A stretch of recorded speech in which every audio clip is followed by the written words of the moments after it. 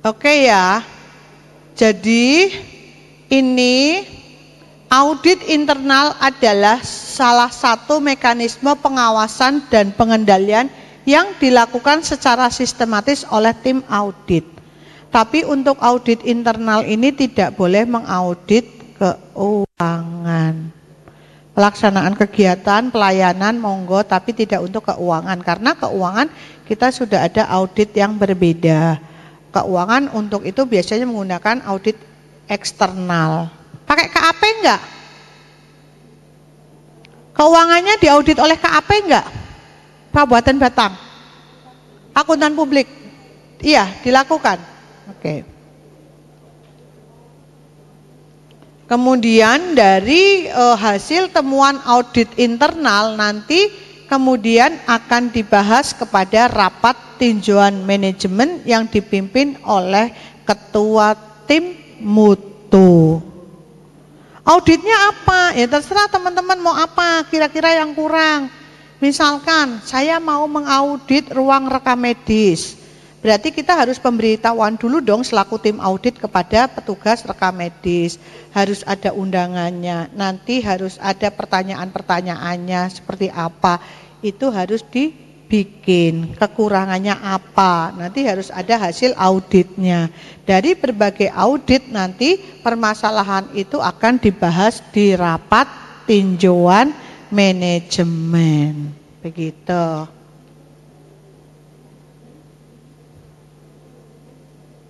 Oke ya. Nanti kalau misalkan di puskesmas ada temuan audit yang tidak bisa diselesaikan di tingkat puskesmas, maka akan naik ke tingkat dinas kesehatan. Oke.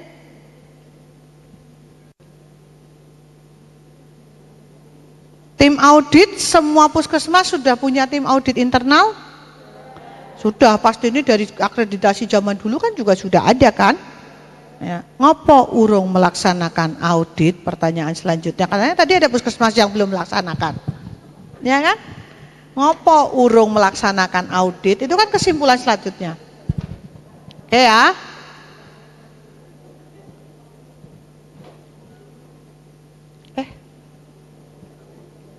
Back Mbak. Sebelumnya Mbak, sebelum.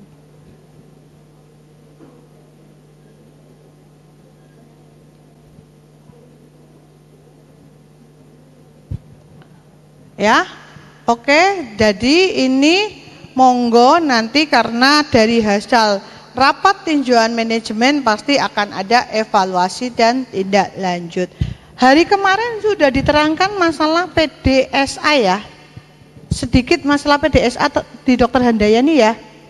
Mungkin dicuplek sedikit-sedikit. Jadi kalau dulu puskesmas menggunakan plan, do, check, action. Kalau sekarang menggunakan plan, do, study, action. Bedanya apa? Coba di kriteria di bab 5. Ada enggak itu EP ngomong? Ada uji coba hasil, ya kan? Hasil analisa. Ada enggak? Kalau di bab 5 tuh nanti ngomong, jadi teman-teman PDSA ini harus berjalan benar. Karena di bab 5-nya itu ada. Jadi sebelum ini akan ditindaklanjuti, akan menjadi hasil tindak lanjut, kita harus uji cobakan dulu. Begitu uji cobanya clear, selesai, maka akan kita tindak lanjuti sebagaimana seperti uji coba. Kalau tidak berhasil, kembali lagi ke plan. Jadi rada mumet nanti. Leng ngarang to mengko nek wis dadi indikator mutu, leng ngarang iki rada-rada mumet. Iya. Rada meneh orang teman-teman aja tadi aja di depan udah kayak gini. Bu, aku bingungi lek gawe dokumen sekondi ya.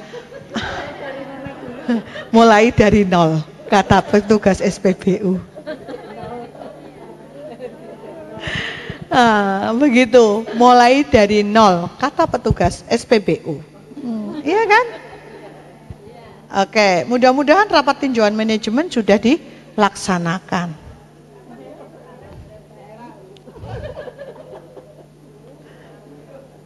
Oke, next selanjutnya Mbak. Ini instrumen paling disenangi dinas puskesmas nih, tapi nggak senang oleh dinas kesehatan. Karena 1.7 adalah milik dinas kesehatan. Ini akan nilainya akan menjadi 10 atau tidak tergantung hasil TPCB dinas kesehatan. TPCB dinas kesehatan tidak akan berhasil kalau semua yang ditunjuk menjadi tim bekerja sama dan sama-sama bekerja. Saya tahulah semua punya kesibukan masing-masing. Wong puskesmas yo sibuk ora umum. Benar enggak? Sing sibuk, sing ora sibuk yo ono. Ya kan? Di puskesmas sing ora sibuk yo ono. Jadi seperti itu. Oke, next. Nah, ini ada pembinaan oleh tim TPCB. Tim TPCB ini memang tugasnya sebenarnya tidak untuk akreditasi. Istilahnya belabari akreditasi itu tidak, tapi TPCB itu menyeluruh tentang manajemen puskesmas. Oke, next. Ya, ini tim sudah terbentuk ya. Oke, bagaimana menjalankan tugas, fungsi dan tanggung jawab ya. Ini termasuk PDSA ya. Karena memang peningkatan mutu kita menggunakan PDSA. Oke. Tim TPCB tentunya juga punya indikator yang istilahnya kita mau melakukan apa. Nah, pembinaan TPCB ini termasuk PISPK, target PISPK. Ini wis ngomong di sini. Target SPM, target PPN dan pemenuhan standar pelayanan. Ada semua sebenarnya. Jadi ini tidak hanya dalam rangka akreditasi. Nah, ini yang paling senang nih buat puskesmas, tidak perlu menyusun PPS. Jadi akreditasi besok sudah tidak ada PPS. PPS itu apa?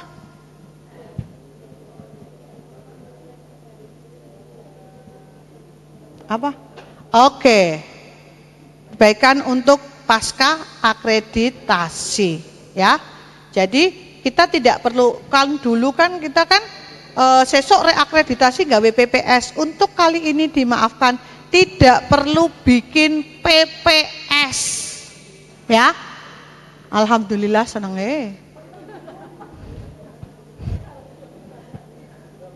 seneng kan? Seneng, nggak perlu bikin PPS. Oke, jadi sudah ada ya, sudah terjadwal ya. SK tim TPCB beserta jadwalnya sudah turun sampai puskesmas ya. Oke, sudah ada. Ini berarti ini dan ini sudah. Oke, teman-teman, bukti kegiatan TPCB-nya sudah ada di semua puskesmas. Bukti dilakukan pembinaan tim TPCB datang ke puskesmas sudah ada?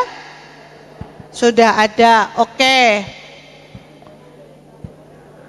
Kemudian TPCB ada bukti bahwa TPCB menyampaikan hasil pembinaan termasuk jika ada hasil BIMTEK oleh masing-masing bagian di Dinkes. Jadi tim TPCB ini tidak hanya yang berupa tim di situ, mungkin ada Monef, ada BIMTEK, mungkin Menkesling tok, mungkin dilalah programmer diare tok, opo HIV tok, itu juga masuk di dalam sini dokumennya. Oke ya.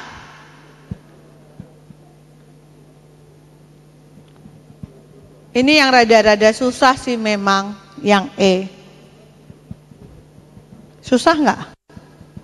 Emang selama ini TPCB ikut dalam penyusunan RUK dan RPK?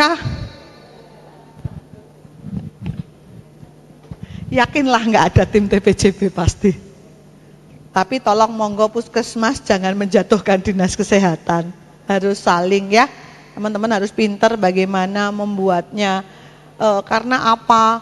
Sebenarnya itu adalah pembinaan, adalah pendampingan dari Dinkes. Tapi mungkin yang didampingi mungkin dipanggil cuman bendahara tok, ya kan? Bukan masalah RUK dan RPK.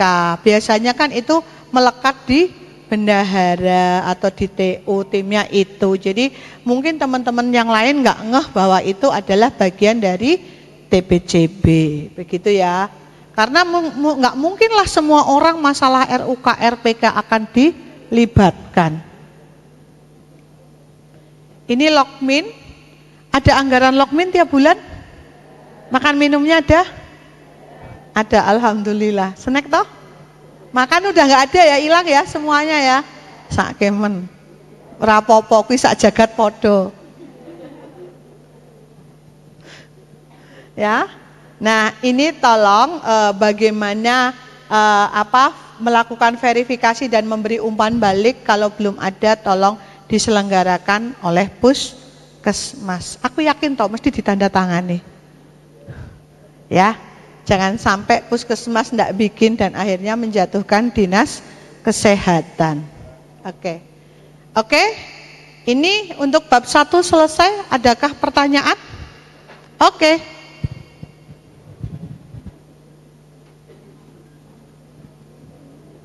Sambil tak sambi ya, tak ngeliatin macam-macam ya.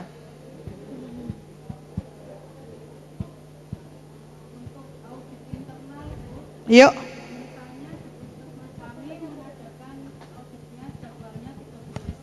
Ya, nggak apa-apa.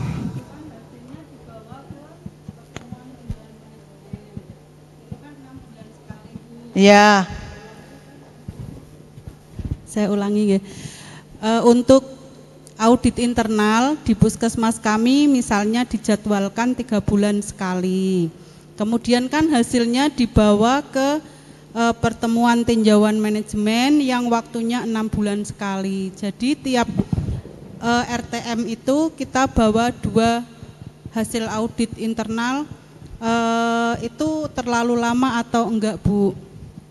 Terus yang kedua, Bu, yang kedua kan audit internal jadwal 3 bulan sekali, tetapi belum sampai jadwalnya ternyata ada 1 kasus yang jelas-jelas itu merupakan pelanggaran pada SOP kayak gitu, Bu. Nah itu apakah jadwal bisa dimajukan atau kita memakai metode yang lain untuk menangani masalah itu? Demikian, Bu, terima kasih. Oke, matur nuwun. Sebenarnya audit internal ini kan tidak harus 3 bulan sekali ya. Setiap bulan juga boleh. Meskipun evaluasinya ada di 6 bulan sekali. Jadi tidak harus 1 bulan sekali, tidak masalah. 6 bulan sekali pun tidak masalah. Jadi seperti itu. Oke? Nggih?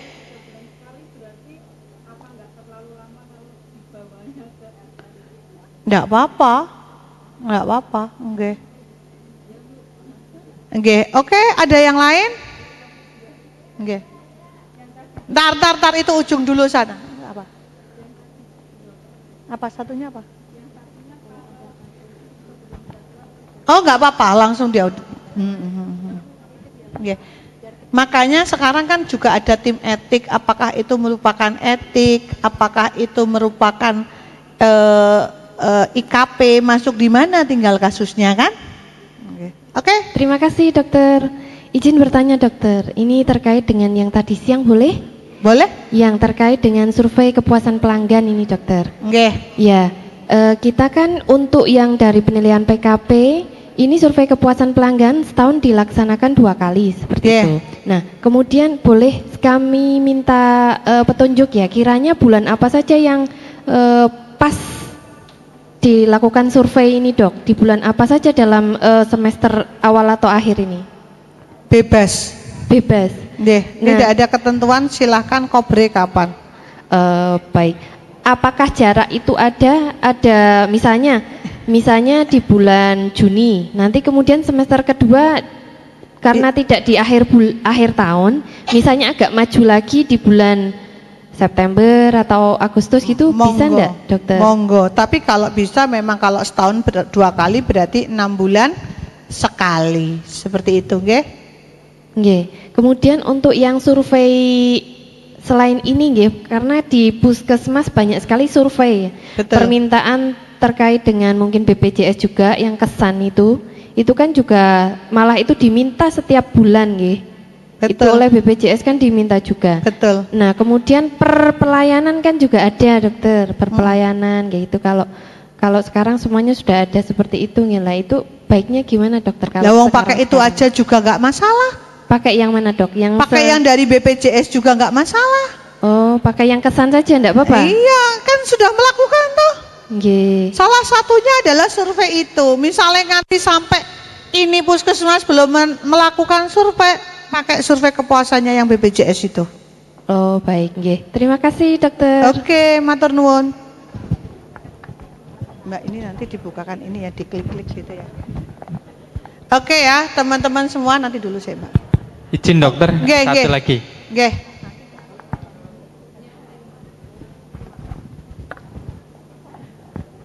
Izin bertanya, dokter, untuk checklist audit internal itu apakah dari Labskin ada petunjuk yang baru atau kami boleh pakai yang lama, Bu? Yang lama boleh, nggak apa-apa. Tapi kan mungkin sesuai dengan berkembangnya waktu, mungkin kan pertanyaannya akan berbeda ya, Bu. Boleh pakai yang lama disesuaikan. Misalnya sak modus-modusnya toh. Ini sak modus-modusnya puskesmas ya. Sak modus-modusnya puskesmas. Kita kan nggak tahu itu data lama atau data baru. Asal mbok ganti edit tahunnya bener. Mbok ganti kapusnya bener. Oh, siapa ngerti kapusnya wis ganti, petugasnya wis ganti, kan kita nggak tahu kan. Saiki contoh lah puskesmas, tak kon suruh bikin register resiko. Paling akhirnya bikin pakai yang lama, wis to yakin aku. FMEA paling pakai yang lama. Iya kan? Gitu. Ada pertanyaan lagi? Jadi boleh-boleh saja ya, monggo. Oke. Ya monggo, pokoknya tukang mic lah. Aku pokoknya meladeni sumber suara. Terima kasih. Belakang dulu ya. Ya, mau izin bertanya, Bu. Untuk elemen 125 itu kan masalah tentang dilema etik ya. Ya. Ini kan termasuk baru di EP ini. Yes. Nah, untuk dilema etik ini yang di B itu kan dilaksanakan pelaporan apabila terjadi dilema etik dalam pelayanan UKP dan pelayanan UKM. Yes. Nah, ini bentuk laporannya itu seperti apa? Misalnya kita dikasih gambaran contoh dilema etik kasusnya apa, terus laporannya apa, terus apabila memang itu tidak terjadi itu nanti poin kita gimana? Apa tetap jadi 0 karena tidak ada laporan atau gimana? Kemudian apakah laporan ini nanti dijadikan mutu atau enggak gitu, Bu? Mungkin Oke. itu. Terima kasih. Tentang dilema etik 1.2.5 tentang pelayanan di UKM dan di UKP. Dilema etik, contoh dilema etik ya. Contoh, orang ini program imunisasi. Gampang wis toh. Program imunisasi. Program imunisasi ini orangnya menolak di imunisasi. Kan nyuwun sewu nggih, di tempat saya itu ada satu kampung yang di RT itu memang penduduknya khusus aliran tertentu dan memang menolak untuk apapun itu tenaga kesehatan mereka menolak. Tinggal nanti itu kan tadi formnya kan sudah ada ya tentang dilema etik, tadi ada kan formnya kan, laporan dilema etik. Jadi nanti kalau seperti itu nanti tinggal dibicarakan, kita akan advokasi kepada desa, tokoh masyarakat, tokoh agama. Yang penting rentetannya ini dilaksanakan gitu loh Mas. Kalau ada prosesnya itu ada terdokumentasi semuanya. Kalau memang dari kepala puskesmas sudah advokasi mentok, naikkan ke dinas kesehatan. Boleh. Kalau tidak ada terjadi kan kita juga sudah punya form apabila nanti ada pelaporan dilema etik. Tadi kan sudah tak contoh nih, ada formnya. Oke, next Mbak. Assalamualaikum warahmatullahi wabarakatuh. Waalaikumsalam warahmatullahi wabarakatuh. Dari Puskesmas Bawah. Pertanyaan yang pertama. Pertanyaan yang pertama mengenai audit. Tadi kan dokter matur kalau bulan ini kita mau apa dulu nih, rekam medis dulu, bulan depan apa. Itu apakah setiap bulan itu cuma 1 unit? Di tempat kami itu kan audit dilaksanakan setiap 6 bulan sekali dan itu semua unit diaudit, dokter. Jadi semua unit diaudit. Jadi setelah kita mengaudit hasilnya gimana kita masuk ke RTM. Nah, itu tadi memang seperti itu atau memang setiap bulan tapi beda-beda unitnya. Itu yang pertama. Untuk yang kedua, sebelumnya kan ketua tim audit kan ikut pelatihan audit. Dia bilangnya gini, keuangan nggak mau diaudit, keuangan Puskesmas karena sudah diaudit sama BPK. Padahal pada pelatihan audit internal itu, audit itu bisa 2, audit internal sama audit eksternal. Jadi keuangan meskipun audit eksternal sudah dilaksanakan, tapi kita juga bisa melaksanakan audit internal di bagian keuangan. Jadi enggak ya Ibu ya? Ya berarti kan maksudnya kan berarti yang di pelatihan sama yang standar akreditasi apa? Nanti sekarang saya jelaskan. Kan tadi saya juga sudah jelaskan ya tentang audit internal. Iya. Audit internal monggo aja jadwalnya mau seperti apa tergantung jadwal tim dari auditor masing-masing. Yang penting terjadi kesepakatan antara auditor dan audite, kan benar kan? Auditor dan audite terjadi kesepakatan kapan akan adanya pelaksanaan audit internal. Tadi saya sudah katakan bahwa untuk keuangan tidak dilakukan audit internal karena keuangan saiki tim audit ngerti apa tentang keuangan? Enggak tahu apa-apa karena memang bukan kompetensinya tim audit internal. Boleh melakukan audit internal kecuali keuangan. Keuangan sudah diserahkan tim, ono inspektorat, ono BPK, ono KAP, wes mendem nek diperiksa kayak gitu. Ya, jadi seperti itu ya, tidak untuk audit internal. Oke, ada lagi? Oke, monggo Bu.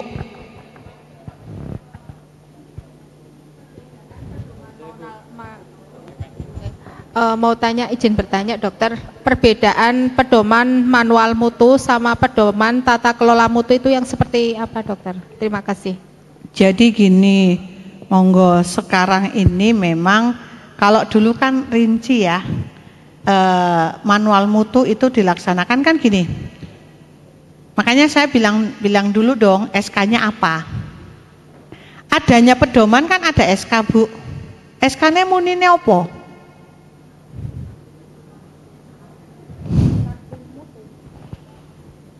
Nah makanya karena teman-teman itu bikin bawahnya dulu baru bikin atasnya. Tidak mungkin ada pedoman kalau tanpa SK. Tergantung SK-nya bunyinya mau seperti apa. Karena kan pedoman itu turunan dari SK untuk melaksanakan suatu kegiatan. Rinciannya ada di KAK. Jadi seperti itu. Ya tergantung SK-nya. Saya kembalikan kepada SK-nya. Mau menyebutkan apa? Kalau SK-nya tentang bukan pedoman manual mutu, tapi SK-nya ngomong indikator mutu, berarti pedomannya apa? Pedoman tentang indikator mutu. Benar nggak? Isinya apa? Doa itu?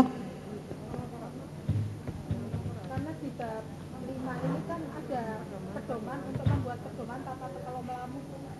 Lah ya, pedoman tata kelola mutu itu kan terdiri dari SK-nya apa sih? SK-nya tim mutu, pembentukan tim. Oke, kemudian turun menjadi dari tim mutu? Pedoman turun menjadi kegiatan tim mutu apa wae.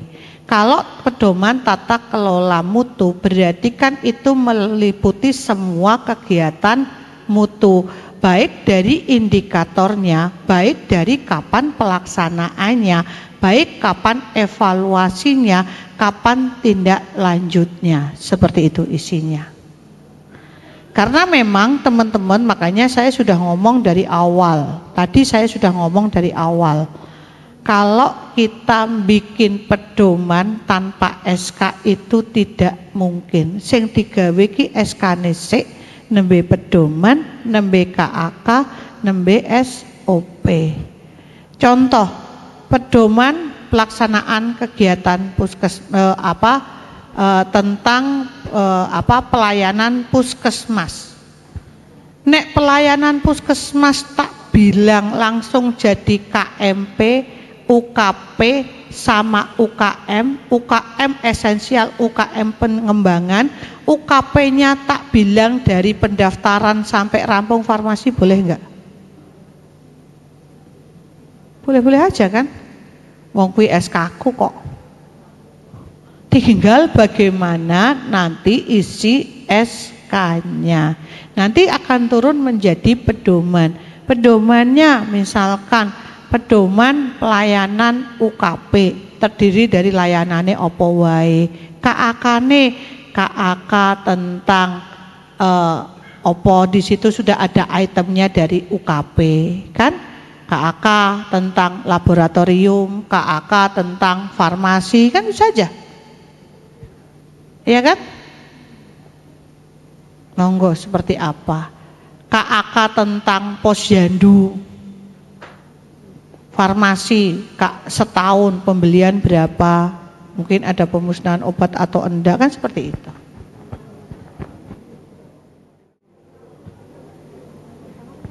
Ada lagi?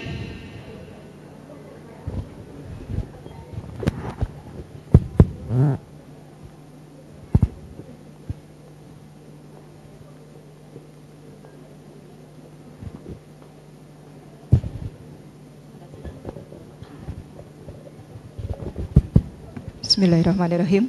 Terima kasih Bu. Mohon izin bertanya. Untuk menyamakan persepsi mawon nggih. Tadi ada untuk penanggulangan bencana. Maksudnya penanggulangan bencana yang terjadi di puskesmas atau di wilayah puskesmas? Oke. Penanggulangan bencana yang terjadi di wilayah puskesmas. Oke, wilayah kerja puskesmas Ibu. Enggak, kemungkinan bisa jadi tidak hanya di dalam puskesmas tok, termasuk wilayah kerja puskesmas. Bisa di puskesmas dan wilayah kerja puskesmas. Nggih, matur suwun. Kemudian ini kan ada tim penanggulangannya untuk bencana. Nun sewu kebetulan setiap tahun itu di wilayah kerja kami kan sering terjadi kebanjiran. Iya, banjir. Bencana banjir. Lah, itu timnya apa khusus petugas puskesmas atau kita bisa melibatkan dari desa, karena kan desa siaga itu kan juga ada untuk penanggulangan bencana juga. Apakah bisa kolaborasi atau hanya petugas puskesmas mawon? Terima kasih. Itu pasti tugas kolaborasi, karena penanganan seperti itu kan tidak mungkin puskesmas yang menangani ya. Nanti mungkin masalah urusan makanan jadi tugas PMI atau BPBD. Jadi itu memang tugas kolaborasi dari lintas sektor dan lintas program. Kita kan juga lintas program itu. Ada keslingnya jalan, promkesnya jalan, UKP-nya jalan, benar nggak? Iya. Oke, non sewu, berarti untuk tim penanggulangan bencana kita yang puskesmas membuat tim sendiri, gitu. Ya. Nah itu yang tugasnya untuk koordinasi iya. dengan. Misalkan di kecamatan sudah ada tim untuk melibatkan puskesmas, ya monggo. Nanti kalau di EP nanti ada muncul, nanti di bab 2 itu muncul tentang komunikasi dan informasi kepada antar lintas program dan lintas sektor. Nanti seperti apa informasi dan komunikasinya itu akan ditetapkan di situ. Oke, matur suwun sangat. Oke, ada lagi? Ya, sebenarnya ini bisa dikerjakan. Nanti EP yang jelas itu ada di bab 2 tentang informasi dan komunikasi lintas program dan lintas sektor. Tetapi sebenarnya dari awal kita kan sudah berbicara lintas sektor, lintas program. Bagaimana informasi dan komunikasi sebenarnya tidak harus di situ, tapi dari awal memang kita sudah membicarakan itu. Oke, ada lagi? Masih adakah?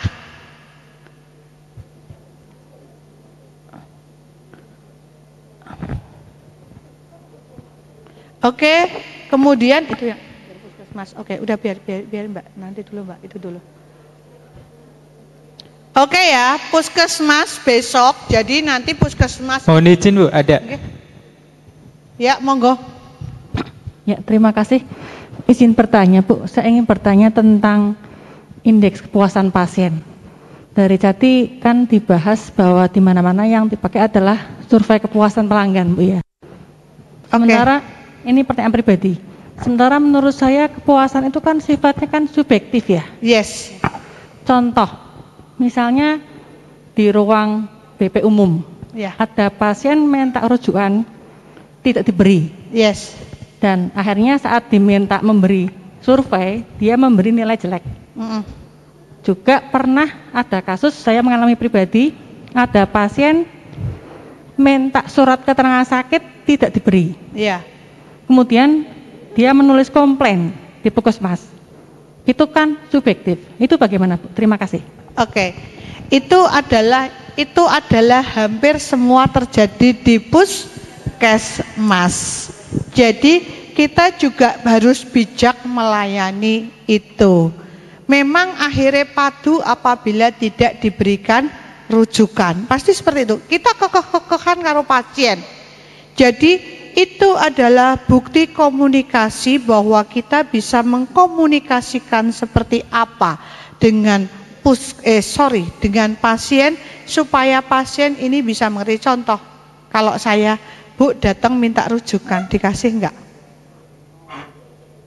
Kalau saya enggak tak kasih. Sing minta iki pasiennya dhewe apa wong liya? Di Puskesmas kan sering, kecuali kalau ODGJ mungkin kita akan memaklumi, benar enggak? Kalau ODGJ, tapi kalau saya memang pakem kalau tidak pasiennya datang sendiri itu saya tidak mau memberikan rujukan. Datang sendiri pun misalkan Nyon Sewu ya, mungkin di sini tidak ada yang tempat yang jauh. Kalau di Puskesmas saya tuh sudah melayani jarak jauh, karena ada yang jarak dari desa ke Puskesmas itu jarak tempuhnya kurang lebih 1 jam. Itu pegunungan. Jadi kami memang melayani masyarakat di sana. Jadi saya untuk mempermudah akses itu saya menggunakan fasilitas bidan. Karena apa? Sinyal hanya ada di balai desa, menggunakan wifi balai desa. Jadi saat pelayanan seperti itu kalau saya yang penting pasiennya datang. Pasiennya datang kepada bidannya itu. Mau seperti apa? Kalau memang layak dirujuk atau tidak kan pasti bidan atau perawat jaganya yang ada di situ kan sudah tahu. Baru mereka akan menghubungi pihak Puskesmas. Nanti dari pihak Puskesmas kita komunikasi antara dokter dan itu. Kemudian apakah diberi rujukan atau tidak, itu kemudian selanjutnya. Terus surat keterangan sehat. Saya surat keterangan sehat, surat keterangan sakit. Tanpa orang itu periksa dan itu lebih baik, saya nggak masalah dinilai seperti itu, tetapi kita kan tahu alasannya seperti apa. Data kita itu jelas, buktinya di mana? Di rekam medis.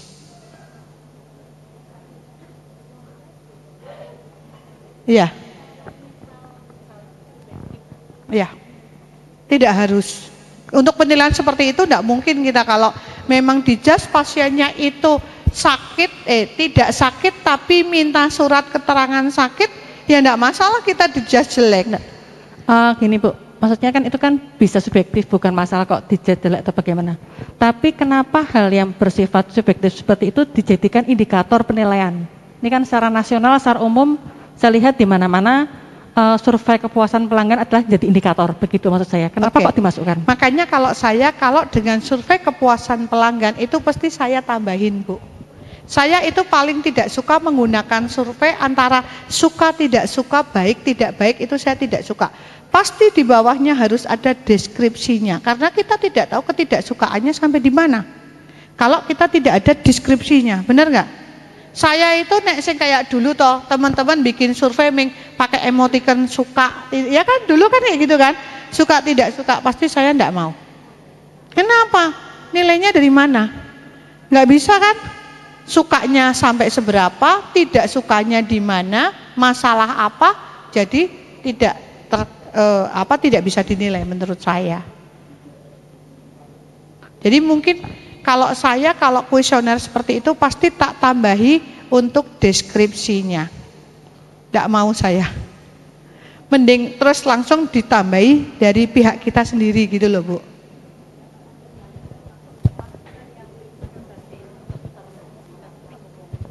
Iya. Iya. Iya. Lah wong kuwi digawe dhewe iso kok. Bingung men, Bu, ndak usah bingung, Bu. Itu nek masalah itu gampang digawe dhewe po ya ora iso to, Bu. Emang Kemenkes tahu. Ini kan masalah dokter praktek mandiri akhirnya, ya toh, jatuhnya ke situ yang menggunakan barcode. Karena dokter praktek mandiri itu besok kan sing anu pasiennya toh. Lah nek pasiennya jelek ya sing pasien jelek ya jadi kayak barcode to, Bu. Maaf nuwun sewu. Kalau misalnya ini kan akhirnya kan ini bukan masalah tentang akreditasi mandiri bukan, tapi kalau memang kita semua tahu bahwa hal itu subjektif dan perlu ada penjelasan, kemudian juga bisa nuwun sewu tanda kutip dimanipulasi, kenapa jadikan indikator rasional seperti itu maksud saya? Ya, kenapa digunakan saja? Memang itu sebenarnya gini, Bu, itu salah satunya adalah karena sebenarnya tadinya tidak seperti itu indikator penilaian. Jadi gini, tadinya indikator elemen penilaiannya sebenarnya tidak seperti itu, Bu. Ada banyak elemen penilaian. Istilahnya betul. Karena wes kadung ono Permenkes. Oke kan? Mau tidak mau, suka tidak suka kan harus dilaksanakan. Lah caranya piye diprotes maneh? Suruh bayar nggak mau kan? Dan itu tidak layak, kalau kita dinilai seperti itu tidak layak. Makanya akhirnya menggunakan itu. Gitu ceritanya. Jadi sebenarnya karena sistem aja sih, Bu. Karena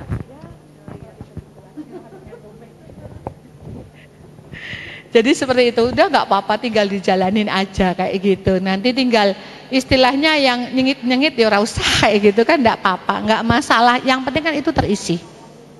Gitu saja. Oke, ya monggo ada yang lain? Bu, menambahkan Bu terkait survei. Ya. Oke, ada beberapa indikator di survei yang ini yang digunakan di tingkat kabupaten, nggih. Itu bisa menjadikan satu unit pelayanan jelek jadi jelek satu puskesmas, seperti apa yang tadi disampaikan oleh Bu Dokter Bu Budi. Contoh nggih, bagaimana kepuasan Anda di pelayanan, padahal tentang pelayanan itu misalnya puskesmas itu sudah bagus, tetapi karena lahan parkirnya nggak ada, sehingga ada kelemahan parkir yang memang tidak bisa diselesaikan. Karena memang tempatnya sudah tidak ada, seperti di Banyu Putih, kemudian Batang Satu, Kandeman, nggih.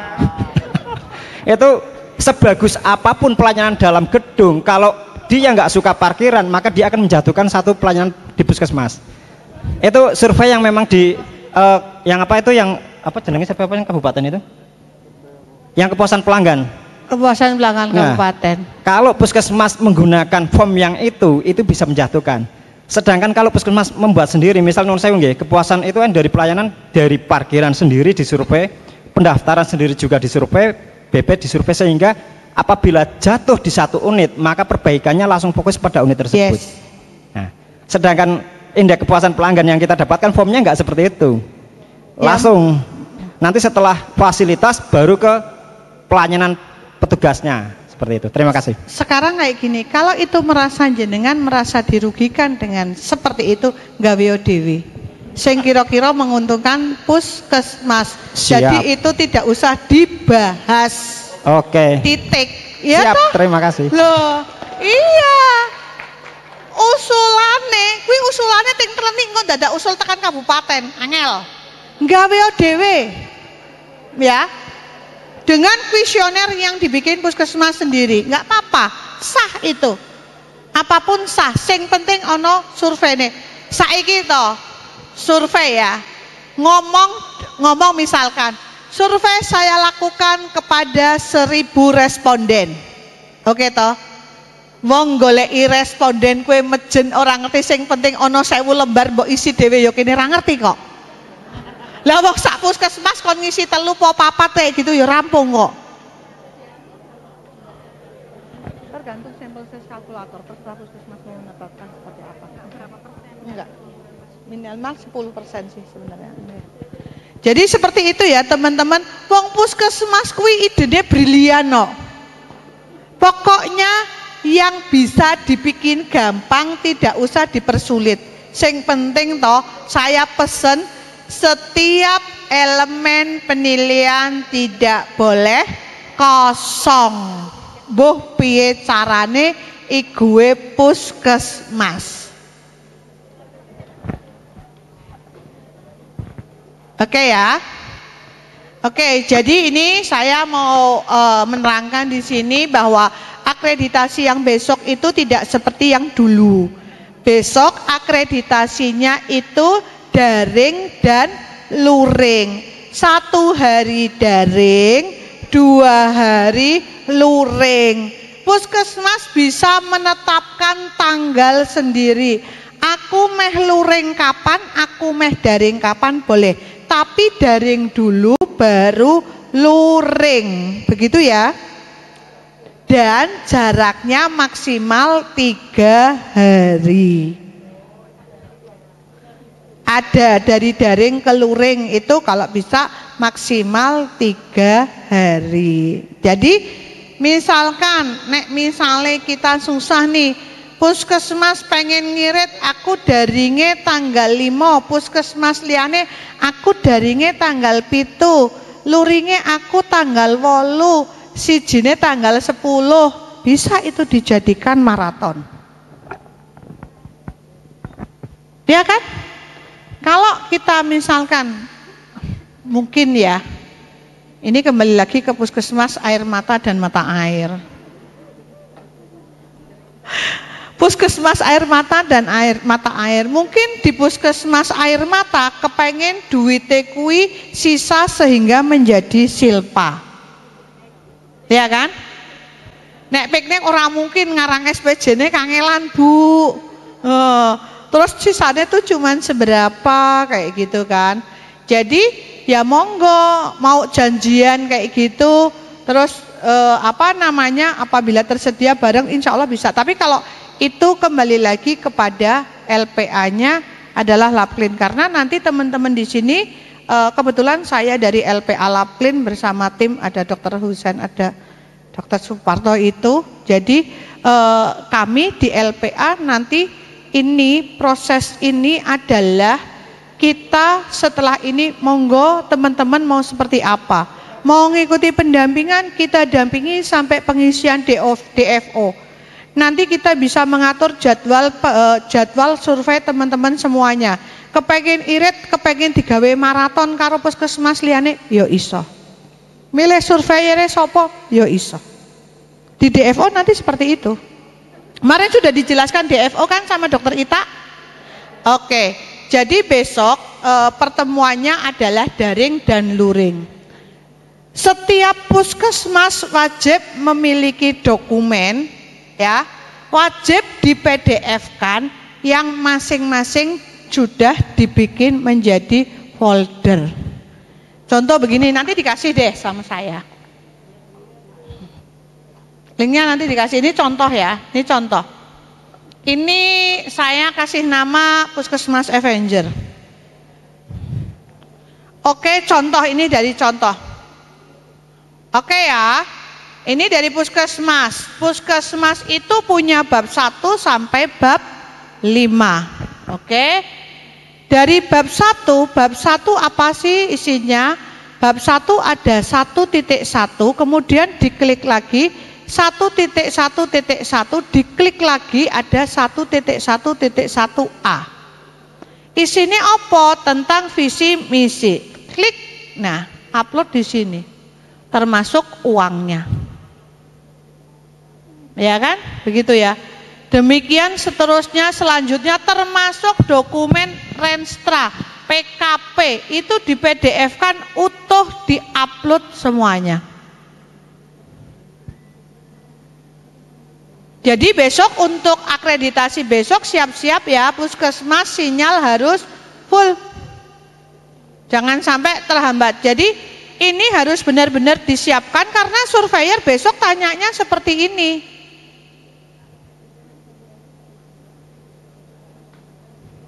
Excel-nya mana sih ya?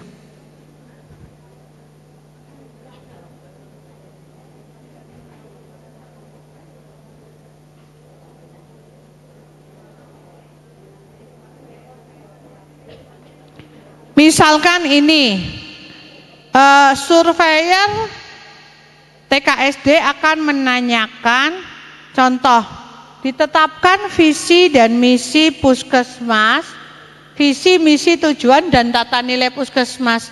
Mana SK-nya? Teman-teman harus langsung klik.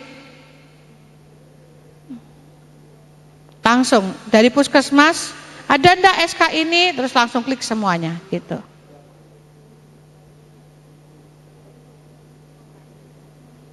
Oke, begitu. Nanti dimunculkan SK, visi, dan misi, begitu. Jadi langsung teman-teman ya. Jadi enggak seperti dulu. Kalau dulu kan kita masih datang seperti itu ya. Jadi dokumen semua harus diupload dalam bentuk PDF. Oke?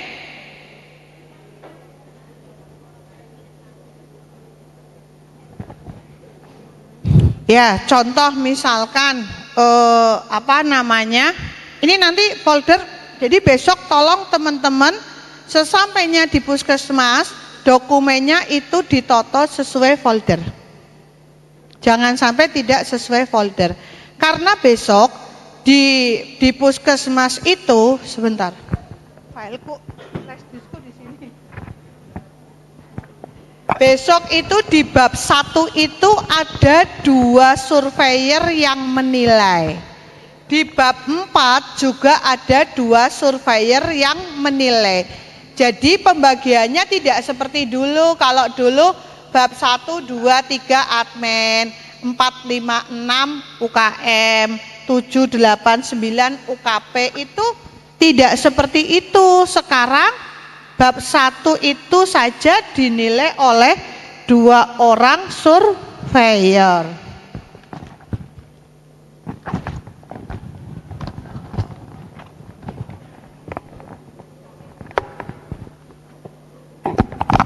Sebentar, nanti tak liatin bab-bab mana saja yang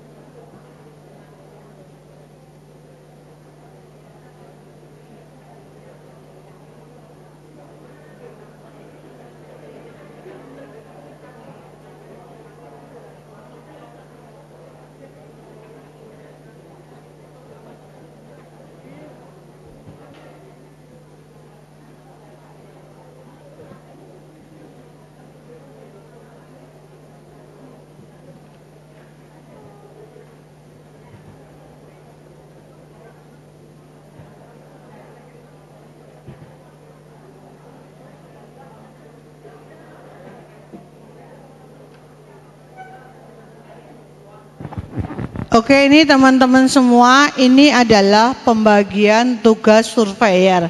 Jadi kalau dulu itu dinilai oleh 3 orang surveyor, sekarang surveyornya adalah 2. 1 hari daring, 2 hari luring. Ya. Di bab 1 ini ada TKK dan UKM, TKSD dan UKM. Ini total EP adalah ya, ini jumlah EP semuanya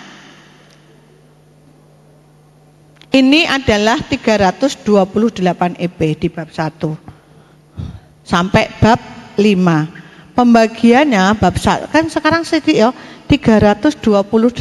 Nek karyawane 90 berarti menggawe piro? 4 kan? Sedikit ya. 30 kan 10 kira-kira kurang lebih. Ayo. Oke ya. Jadi nanti di bab 1 surveyor TK SD tidak akan menilai tentang dilema etik K3 MFK itu tidak akan dinilai oleh surveyor TK SD. Yang menilai adalah surveyor TKPP yang notabene dulu adalah surveyor UKP. Ya, jadi seperti itu nanti. Nanti kalau mau ditandain aja bab 1.2.5 ada 3 EP itu yang nyurvei surveyor UKP. Kalau zaman dulu surveyor UKP ya. Bab 1.3.6 juga UKP gitu. Kemudian yang di bab 4 program prioritas nasional. Di program prioritas nasional pun seperti itu.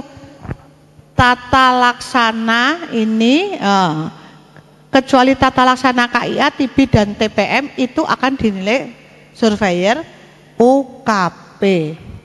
Padahal ming telung EP janjane sisan ya ora apa-apa sih.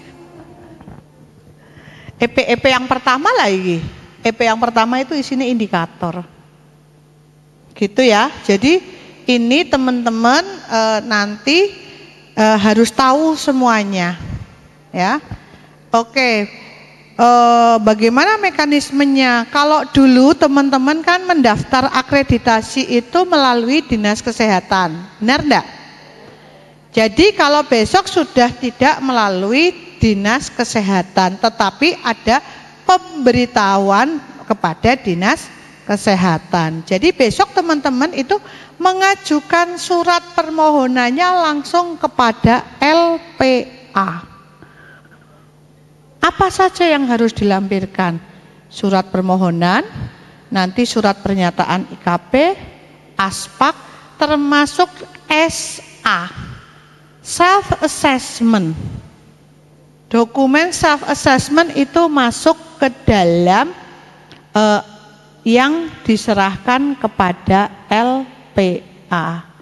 Kalau masalah dokumen masuknya kepada SINAF.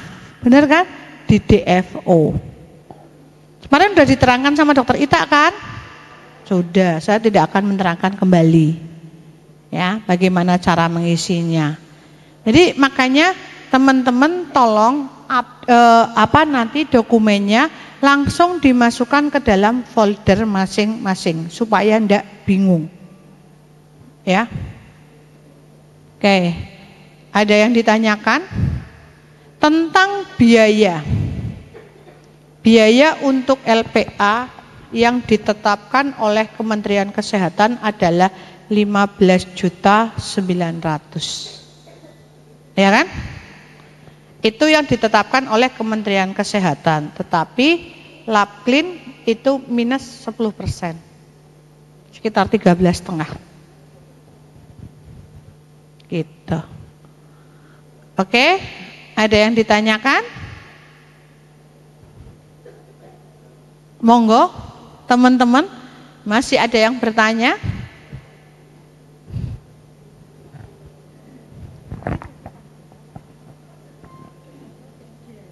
Jadwal jam 3, molor tadi juga.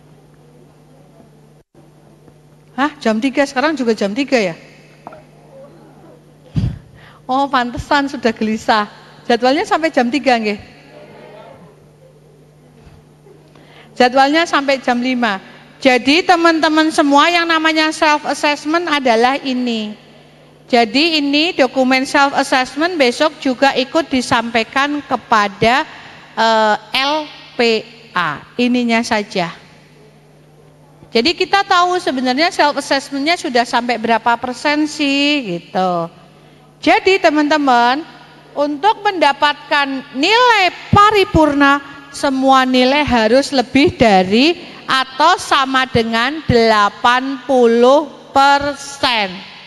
Ora iso dinyang.